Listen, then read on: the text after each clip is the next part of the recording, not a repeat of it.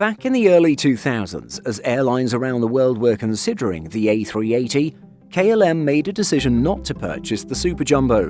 20 years on, with production ending and many airlines retiring A380s early, it seems this was the right choice. The A380 proved popular with many major European airlines. British Airways, Air France and Lufthansa all chose it to operate key high-capacity long-haul routes. KLM, however, decided against the A380, saying at the time that it preferred to operate aircraft half the size. Few of its routes would support the seating capacity of the A380.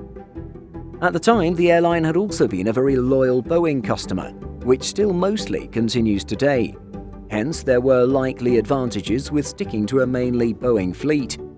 It introduced the Airbus A330 in 2005, but prior to that, its fleet was dominated by Boeing and McDonnell Douglas jets. Other aircraft also suit KLM's way of operating better too. It tends to have a lower business class density than other carriers and does not operate a first class. This would have further heightened the challenge of filling an A380 on many routes. The cargo capacity may have been a problem. For its size, the A380 offers a relatively low cargo capacity. But what if KLM had taken the A380? It would most likely have been a small fleet. Moreover, the infrastructure at Schiphol Airport would have been limiting, thus requiring more gates or remote stands for the Super Jumbo. This small fleet size would have been a problem, particularly in terms of operating and maintenance costs per unit, which would have been higher. KLM would probably have opted for a higher capacity layout than other European carriers. It's unlikely to have introduced a first-class cabin and would have gone with a three-class layout. It's likely KLM would have exceeded Air France's 389-seat economy layout and offer less than its 80 business seats.